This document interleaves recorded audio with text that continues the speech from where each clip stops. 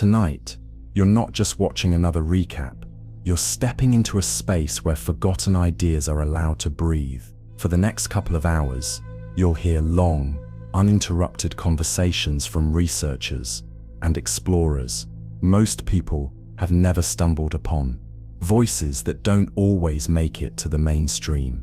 These aren't movie cuts or clickbait fragments.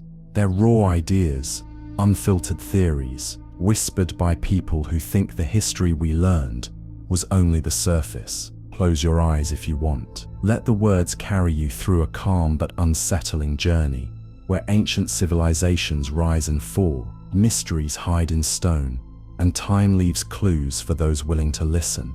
And it all begins with a theory you probably never heard in school, a moment when the sun itself may have destroyed not one, but two worlds. This is Robert Schoch. So when I use the term solar outburst, I use that as a general term, and what that can include, not always all of them together, but in a major solar outburst, all the evidence is that these different features or factors and phenomena do occur together. You have a solar flare, incredibly hot, energetic, bright solar flare coming off of the sun, and with that is often a coronal mass ejection, which one can think of as essentially a bubble of plasma. Now, plasma is electrically charged particles, generally at very high energies, moving at very high speeds. So a coronal mass ejection, one can think of that as this huge bubble of ionized gas, or charged particles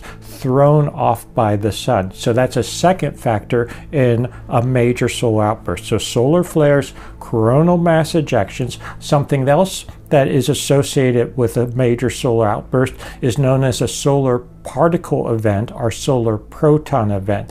The sun normally, in everyday terms, we're used to the solar wind, at least people who study the sun and are aware of the sun, that it has a stream of particles and a magnetic field, electric field involved. Whenever you have an electric charge moving, it generates a magnetic field, and we have the solar wind, the stream of particles coming from the sun and the heliosphere. But during a major solar outburst, this intensifies, and you can get these charged particles, primarily protons and electrons, but it can also be other ions, moving at incredibly fast speeds, and they may intersect the various planets, including planet Earth. So we have solar flares, coronal mass ejections, solar proton events or solar particle events. Something else associated with a major solar outburst is an electromagnetic pulse, in some cases, an EMP, which is something that in ancient times people probably could not detect or could not detect directly, but in our modern day, with the electronics and electrical grid systems, etc., electromagnetic pulse would have devastating effects on us, as would the solar proton event, as would a coronal mass ejection with this bubble of ionized particles, gases, plasma hitting Earth, and the solar flare itself, which would be the first thing we see because that is a form of electromagnetic radiation, light, coming much quicker from the sun, then followed by the other features of a major solar outburst. The term solar outburst is a general term for the different phenomena that can come from a very, very active sun, when the sun essentially explodes in everyday terms. One thing that we have to keep in mind, or people should realize, is that the sun is not particularly stable in the long term. Even on the short term, it goes through cycles, the sunspot cycle. It gives off various flares, most of them relatively minor from a human perspective, but every once in a while it gives off major flares. It gives off these coronal mass ejections. It gives off solar proton events. SPEs, they're known, solar proton events, CMEs, coronal mass ejections. So when you have these thrown off by the sun, that's what I'm referring to as a solar outburst. And they can be more minor or they can be more major. We had a solar outburst in historic times known as the Carrington event in 1859. that created all kinds of what are known as geomagnetic storms, as electrically charged particles hit the magnetosphere of the Earth, hit the atmosphere, rained down all the way down to surface levels. The 1859 Carrington event was, from a historical point of view, a pretty major event. But from an astrophysical and geological point of view, it was very, very minor. So we have a situation where, if we look at various solar outbursts, we can think in terms of orders of magnitude, just like you think about earthquakes or volcanic activity. Some are more serious, some are much more powerful than others. I think in terms of geology often, because I am a geologist and geophysicist. That's what my PhD is in. So if you think about the Richter scale for earthquakes, you can have very minor earthquakes. You can have really major earthquakes. Same with solar outbursts and the various phenomena associated with them. The sun is very turbulent. It's very volatile. It goes through periods of increased activity. It goes through periods of decreased activity. It develops sunspot cycles. We know this astrophysically very well. But we really don't understand the sun ultimately in any detail to predict when is it going to be more active. We can make predictions, but they're not always good. And we have to realize that the sun giving off charged particles, changing the magnetosphere and the magnetic environment of Earth can have incredible ramifications for modern technological society. So we have instances when there's what are really very minor solar events, but depending on where their impact is, they can knock out grid systems, they can knock out transformers, they can cause blackouts, they can cause GPS malfunctions temporarily. And these are just very, very minor solar events. We did have a relatively large solar event historically in 1859. We have not seen a 1859 level event since then that was known as the Carrington event, after Richard Carrington, an astronomer who saw the first major solar flare coming off of it in 1859. It was followed by coronal mass ejections. It was followed by all kinds of geomagnetic storms. 1859, there wasn't much in the way of electricity, but there were telegraph systems. Telegraph systems were overloaded literally. They became inoperable, or they were so overloaded with electricity in some cases because the telegraph lines acted as a huge antenna picking up the electricity and the electromagnetic phenomena, that telegraph operators could send messages they found without any kind of external source. In other cases, it wasn't so pleasant because telegraph stations actually burnt down because they were so overloaded. So it caused damage to the telegraph lines in 1859, but that was really a minor inconvenience from the point of view of most people today. If we had an 1859 Carrington event, it would literally bring down satellites. It would bring down electrical grid systems. It would knock out transformers around the world. We would probably have not hundreds of millions, but billions of people without electricity for some indeterminate amount of time. Imagine how people would survive without electricity, especially in heavily populated areas. So these are very serious things to think about, and solar activity, unexpected by the average person, will have major ramifications when it occurs. Something else that people don't spend a lot of time thinking about, but if we have even an 1859 Carrington event bringing down electricity, grid systems around the world, the solar proton event and EMP, electromagnetic pulse that may be associated with such an event, could literally fry personal computers and cell phones and all kinds of records. that are stored electronically, including many records for the financial system that don't occur in any other form than electronic form. Plus, they can, well, such an event, and I hate to even talk about it because it's so scary to me, could bring down nuclear power plants because they need electricity for the cooling systems. It's sort of ironic that the nuclear power plants, which create electricity, would be damaged by a 1859 Carrington level solar event so that they could no longer operate properly. You would basically have Fukushima type events around the world at the over 400 nuclear reactors that we have, or Chernobyl like events and radiation leaking. I mean, it's a very, very scary situation. Unfortunately, we as a modern society every day are making ourselves more vulnerable to a major solar event or even relatively minor solar events as we continue to have more electronics at a more delicate level. Yes, it's more efficient, they're faster, but they're not as robust. And during a solar event, they would be incredibly vulnerable.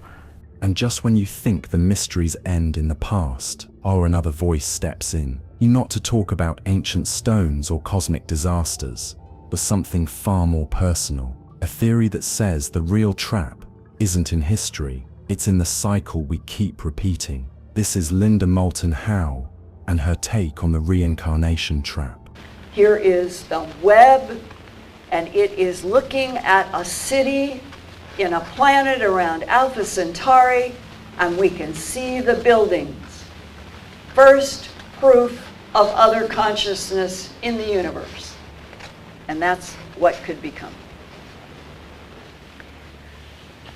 Getting back to the Reagan briefing, that information was known before Reagan became president.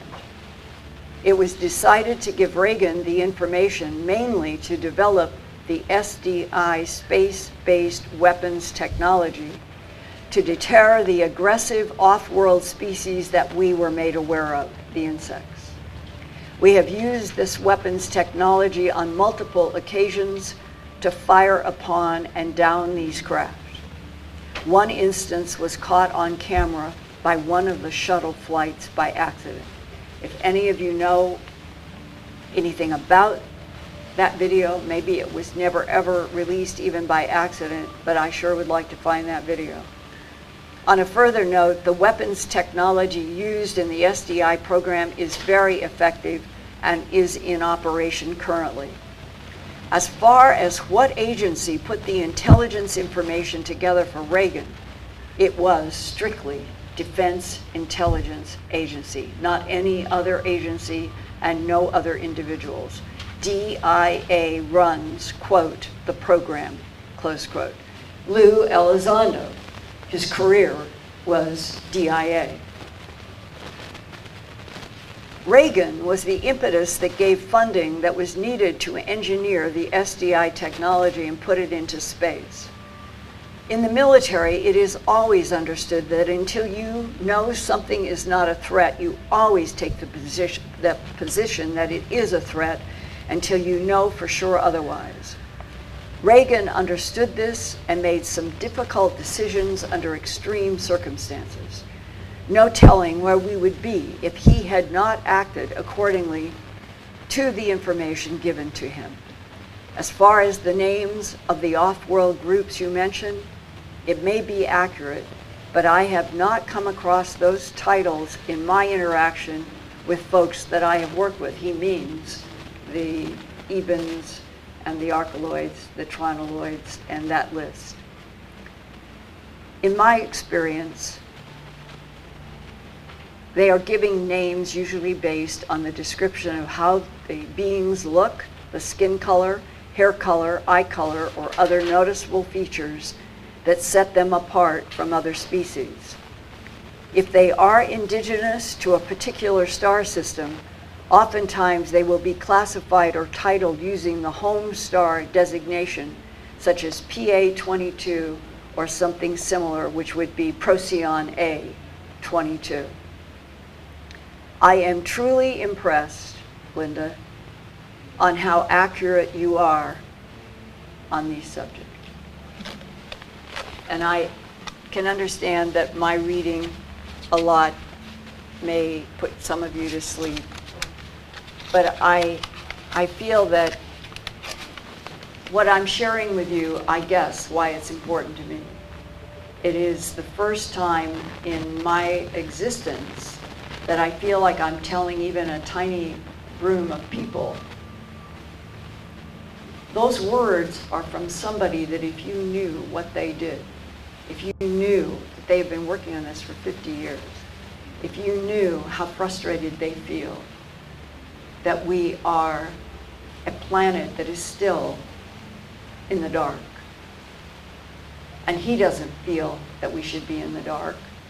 Other men who have come to, they're all men. I have never yet had a female of any kind ever have approached in any way. So the men, for the first time that I have seen in 43 years, they're the ones who are coming and saying, we are frustrated, we have watched you, and we want you to know.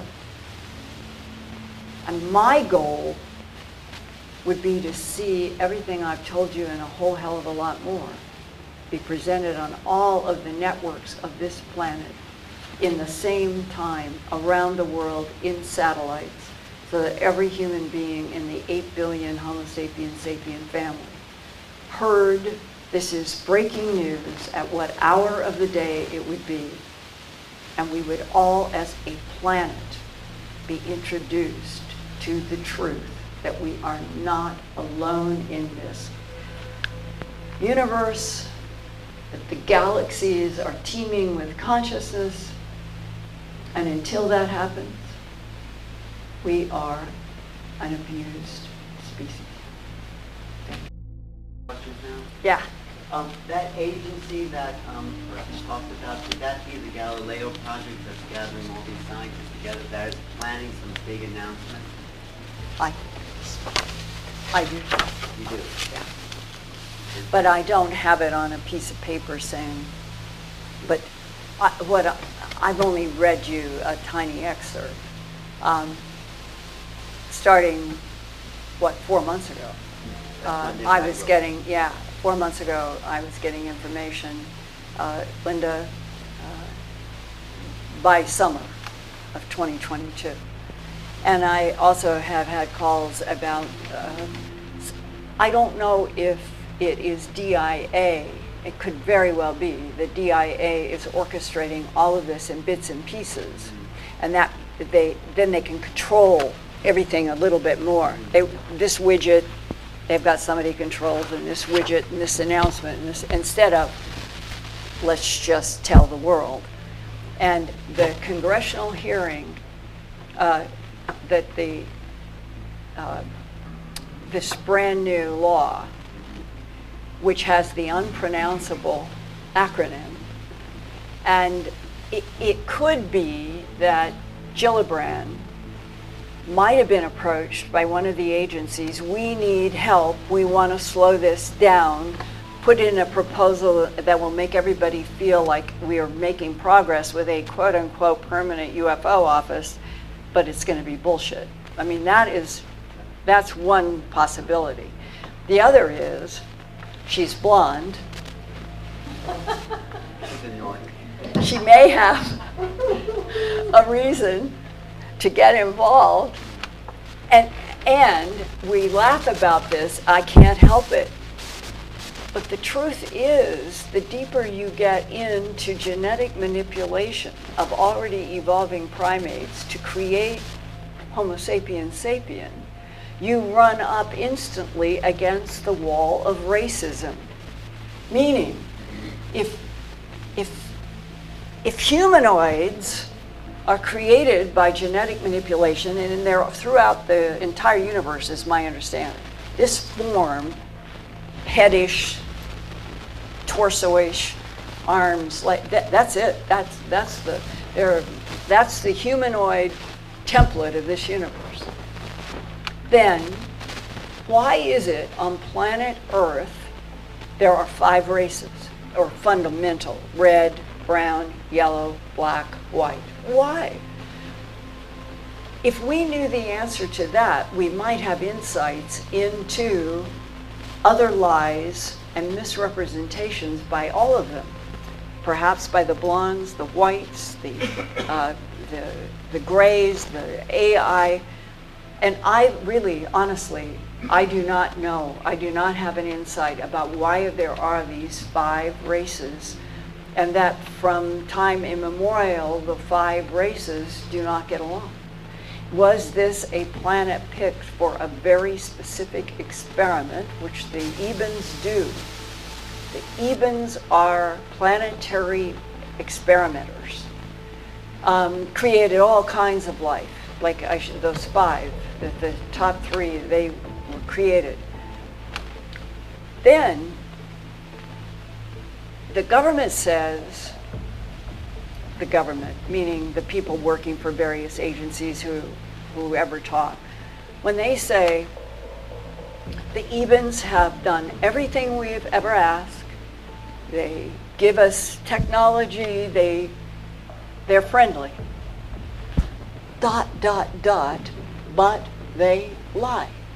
I even had those words sent to me in a Christmas card back in the 1980s, after I had done A Stranger. I got a Christmas card from somebody saying the Greys are supposed to be our friends, ... but they lie.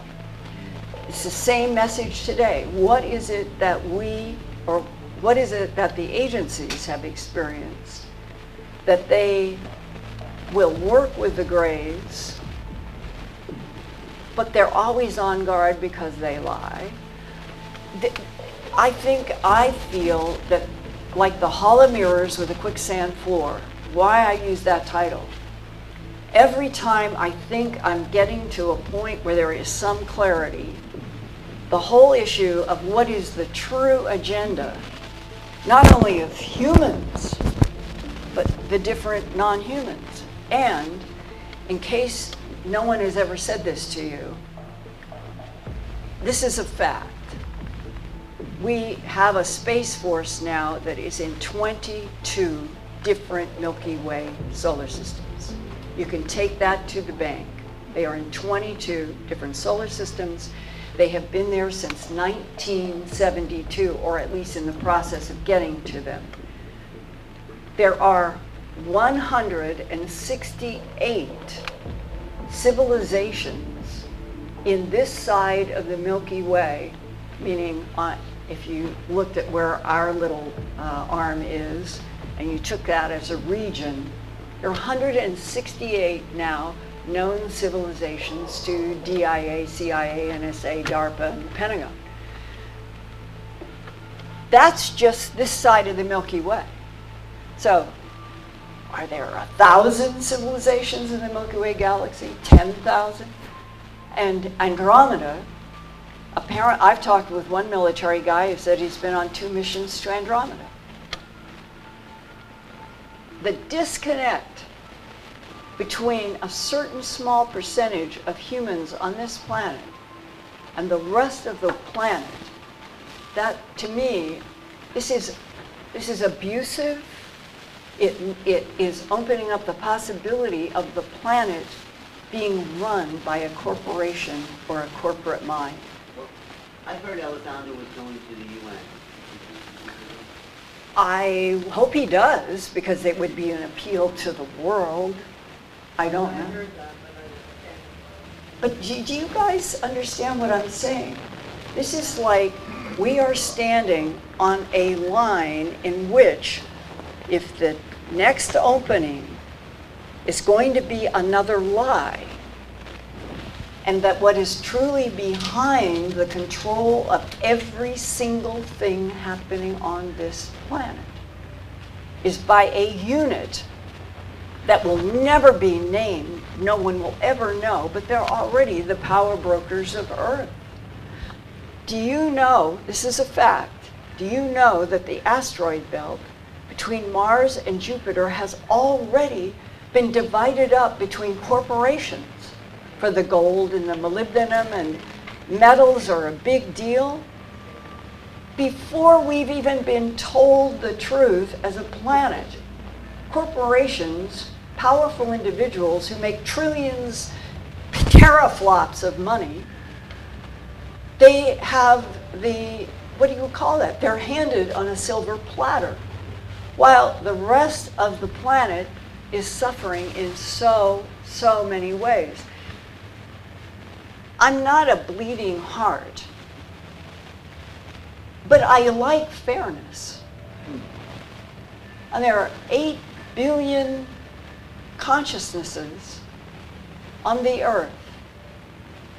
And it almost has the feel that the corporate elite, the power broker elite, they want only the number of those 8 billion to end up surviving that would support what they've already divided up out in the asteroid belt. On Mars, I'm assuming Mars is also divided up. Literally, real estate, I believe, somebody told me that there have been real estate deals on Mars. And you think, none of this is happening with a sense of global humanity. Everything that is happening is being controlled and operated by people that are paid to lie and to deceive, and they are the intelligence. I know some of these people, I like them, but they're paid to lie, they're paid to deceive. And therefore, and look at China, look at Russia and the Ukraine situation. Why is that happening now?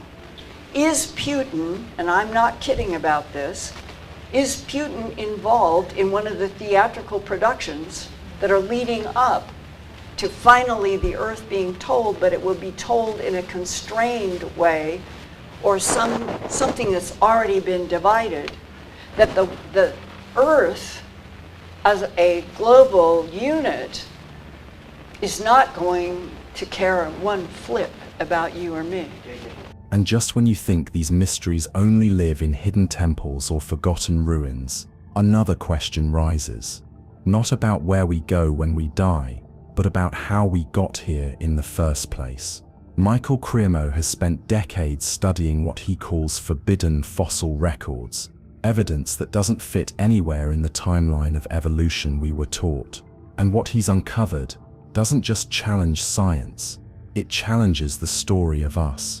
I know that you wrote a book about the reception of that. You wrote a book about how that book was received by the scientific community. But my question to you is today, nearly 30 years later or so, not only based on your own work, but I would imagine there are other, Christian scientists and other scientists that put forward arguments against the theory of evolution. Today, has there been any crack in that theory? Has there been any momentum, broader momentum, that's willing to open up to other ideas in the broader scientific community? Yes, there are many mainstream scientists who are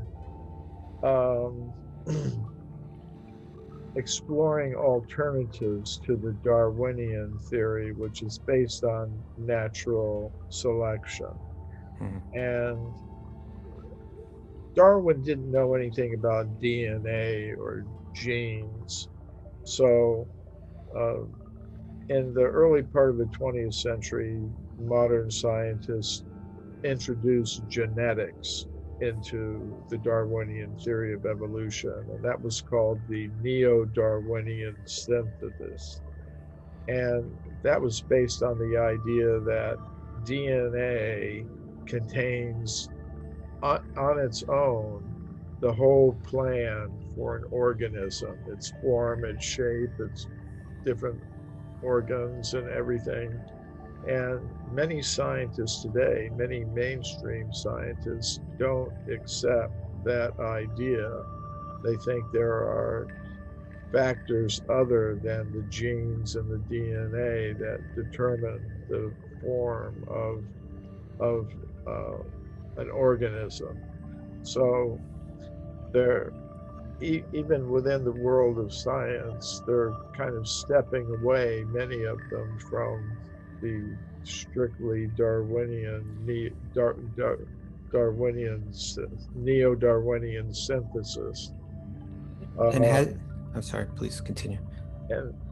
And okay, I'll just briefly say that there are many scientists today who are willing to explore alternatives. And I think that's one reason I've been able to make so many presentations at mainstream scientific conferences.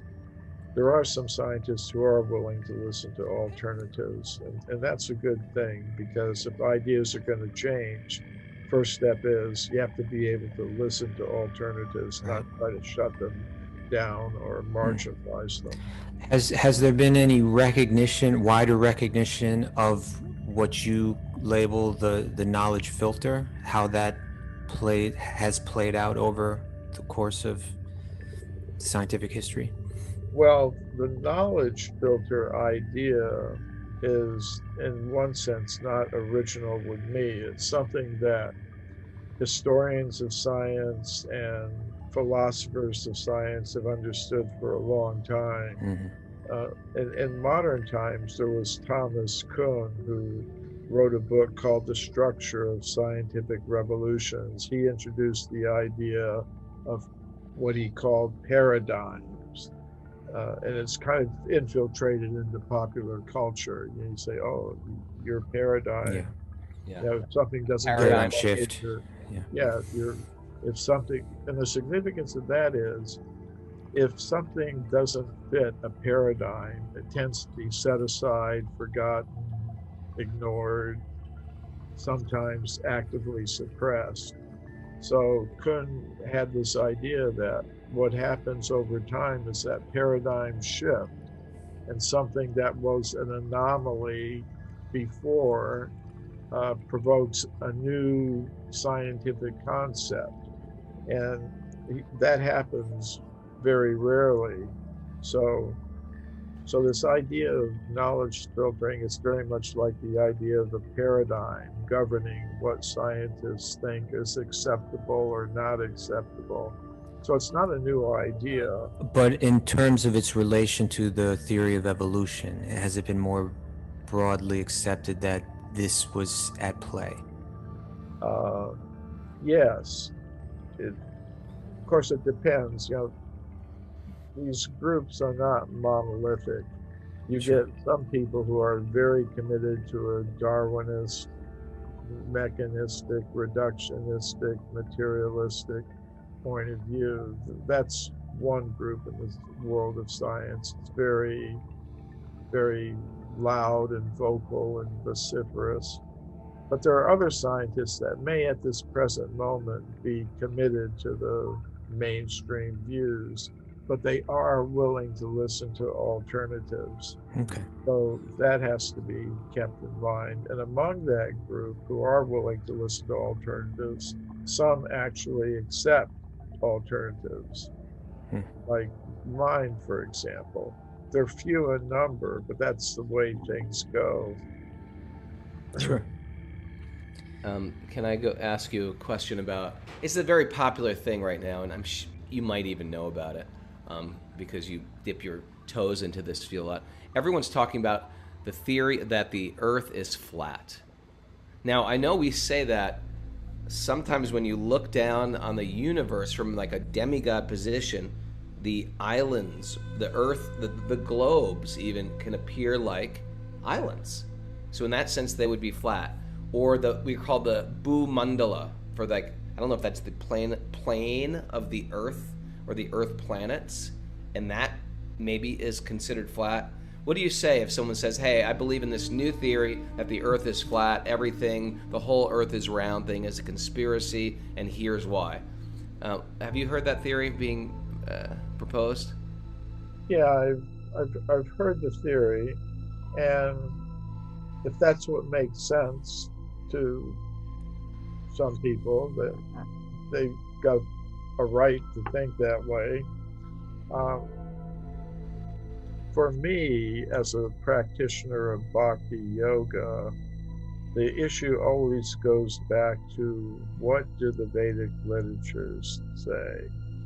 Sure. And the problem here is that you've got two categories of Vedic literature that deal with these astronomical, cosmological issues. One is the Puranas, like the Bhagavad Purana, which describe our world, our earth, as we call it, as part of a plane that exists in the form of a series of ring islands and oceans. It's like another type of geography, like in the Lord of the Rings. They came up with a different geography than the one that we're familiar with. So that's the problem with, it's not a problem, it's just the fact that that world of ring islands and oceans is not something that we directly observe today. At the very center of it, there's a golden mountain, that's 100,000 miles high and 30,000 miles wide, and we just don't see it with our present senses. Now, another kind of Vedic literature called the Jyotish Shastras, they're used by astrologers to calculate positions. They describe the Earth as a globe, more or less the same size as the Earth as described by modern astronomers. So there's this contradiction between what we see and what we can't see at the present moment. So if you get into these things, that's what you wind up with. So one has to explain, I would say, if one is a flat Earth advocate, and you're also trying to keep things in harmony with the Srimad Bhagavatam and the Jyotish Shastras, you run into some problems. Like I don't know if this is just getting too much into the weeds for people, but since you brought it up, according to the Bhagavatam view, the sun is going around on a mountain that's just a little bit above the horizon. So if you think today is a flat Earth and you're trying to harmonize it with the Srimad Bhagavatam, you would have to explain why we don't see the sun going around parallel to the horizon, just a little bit above the horizon. Like you would see if you were in the Arctic Circle, within the Arctic Circle, in the North Polar regions or the South Polar regions, during, say, in the north, in the polar regions during the summer. That's what you'd see. You'd see the sun just going around the horizon, not going beneath the horizon. So I would say, okay, I live in LA. In the summertime, midsummer, I go to the beach, I look west, I would see the sun coming up in the east, at noon be practically over my head, and then in the evening it goes straight down into the ocean. It really doesn't correspond to like a flat Earth with the Srimad Bhagavatam there. So anyways, if somebody wants to get into these things, that's the sort of issues that you have to deal with. So now with your writings and your research regarding the theory of evolution, you were presenting that one can look at the current evidence and it lines up with what we'll find in Mahabharata, what we'll find in Srimad Bhagavatam and Ramayana, and etc., that there have been intelligent, well-developed, beings on Earth going way back. And now, if we go to those same literatures, we'll find that they're also saying that beings like this have existed not only on the Earth, but on innumerable planets throughout the universe. Which brings us to the topics of, life on other planets. And so this is also a subject that you speak on often, I believe, correct? I touch on it sometimes. I appeared several times in several episodes in a series that aired on cable channel, History Channel. Ancient Aliens. Ancient Aliens. We are well aware of your fame from Ancient Aliens. But Kostuba, Yes. Kostuba will always persist with these alien questions. I want to take it a little bit more archaeology. Can you hold off? He likes these crazy things. I want to bring. Well, I'm just looking at the clock. We got 20 minutes for aliens. I did this for you. Okay. Well, I want to know if they speak about. Someone wrote a question. Jason Stitz wrote this question. Is there massive underground world in the middle of the Earth? What about the center? They speak about subterranean existence. Is that in the Earth, or is that like at another level below the Earth when they talk about subterranean worlds? It depends on whether you're looking at the Puranic view or the Jyotish view. So these two views coexist, meaning they're not like there's something that they're two different vantage points of the same thing. They're both can be real. Is that what you're saying? Well, that's one solution. You get into having to offer interpretations. I mean, both of these Shastras are there, the Jyotish and the Puranic. And one solution is to say it's a matter of perception, that if you've got senses that are limited, like to our human limits of our senses, things appear to the senses as they're described in the Jyotish Shastras. And the Puranas are giving a view as things appear to the senses of higher beings. That's kind of the solution that at the present moment I prefer. But like according to the Puranic view, you've got this plane of Bhumandala, and below it, within the universe, are these lower planetary systems. Now, when you translate that into the Jyotish Shastras, they say those lower planetary systems are within the Earth globe. So within the Earth globe. Inside of it. Oh my God. Not below it, but inside of it. So, wow. These are different ways of looking at things, but even in modern science, you've got things like this. Say if an astronomer is looking at a certain part of the sky at night through an optical telescope, he may see lots of stars in some areas, and some areas look like they're completely black, devoid of any stars or galaxies. And then an astronomer using an X-ray telescope will see a massive source of X-rays in an area where the optical astronomer sees nothing. So, how to explain it?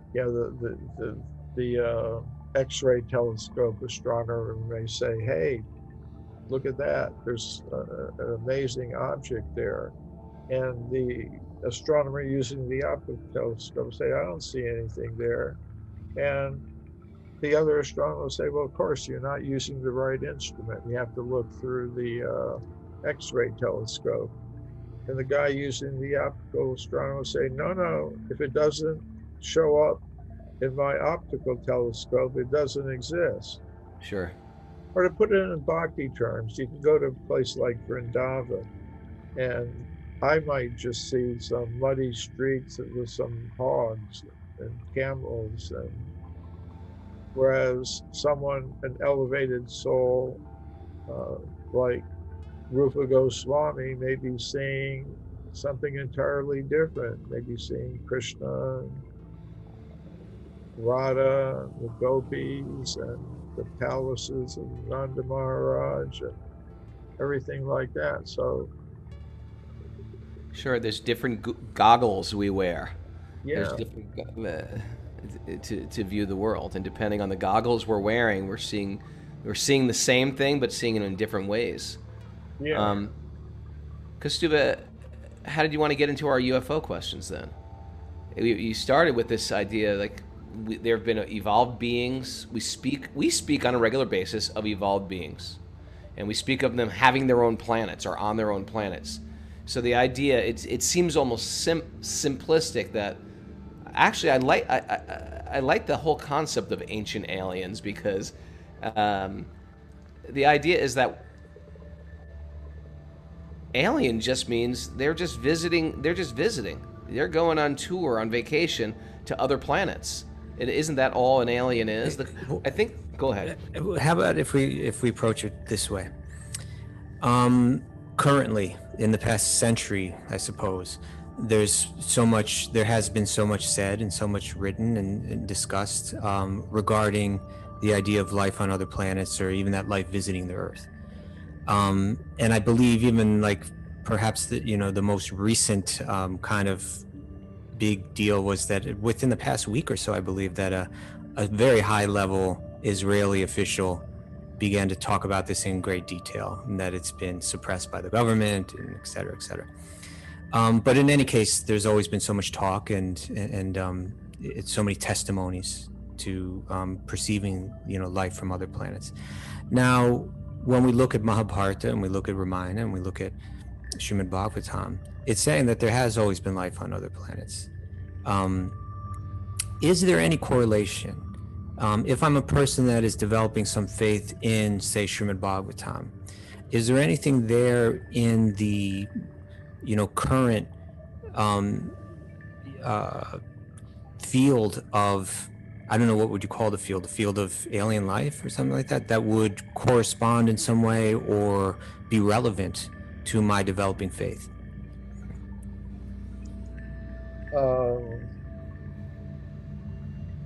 Well, sometimes if we're entertained by something that's interesting for us, and we see something that corresponds with reality and can be verified in some way, it kind of helps us. I mean, everything I do is part of my practice of bhakti yoga, like studying the relationship between science and today's scientific ideas and what's in the Srimad Bhagavatam. It's all part of my practice of bhakti yoga. But specifically, you can find accounts in the Srimad Bhagavatam and other Vedic literatures about vimanas, spacecraft used to travel from planet to planet or region to region of the universe. You can find accounts of robotic technology. You can find accounts of all kinds of things that have only recently come to be a topic for modern scientists. So I think that's very interesting. It's kind of fascinating, and it offers a point of entry for people who today are interested in such things. So yeah, I think it's useful. It can increase some person's faith.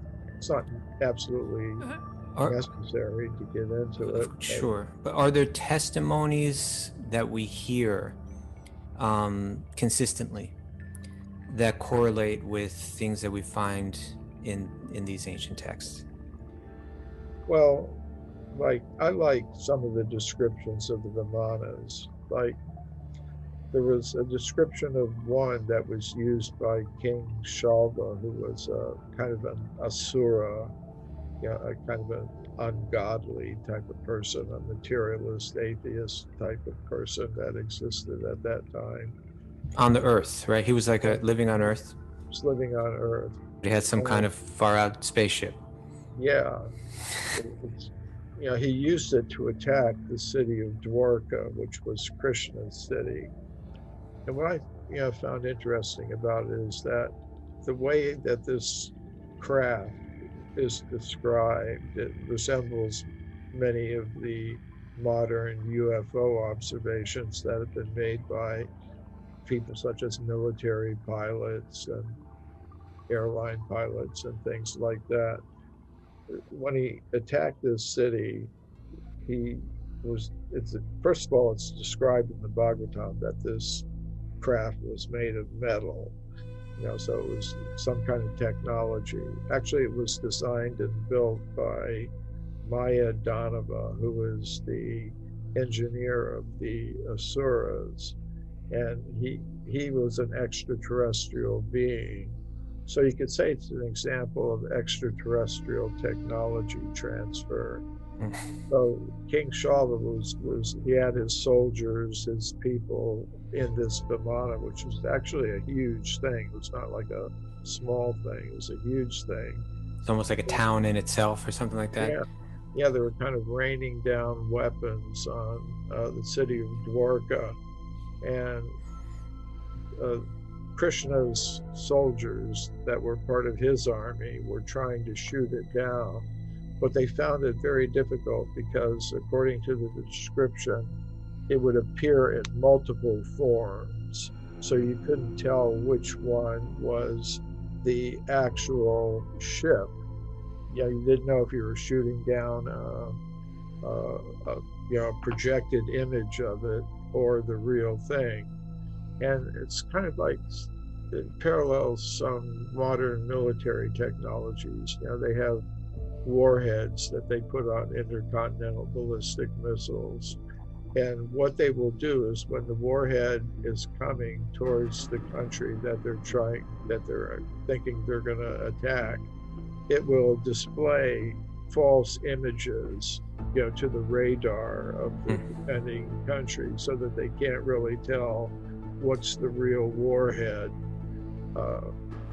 It's kind of interesting. It's also described that the ship had the ability to disappear and appear at different places. And again, this is like modern military technology, like stealth aircraft and things like that can disappear. What to speak of these people who have actually seen UFOs, these testimonies. I just watched that movie Phenomenon yesterday, and it's really just a bunch of testimonies. And then at the 11th hour, when something's come out, they switch it up and they say, "Oh, it never happened. It was a weather balloon." What to speak of the people who they say, "No, it was here, and then it was just not here, and then it was here, and it just shot up." How fast did it go? It went as fast as a gunshot. That's how fast it went.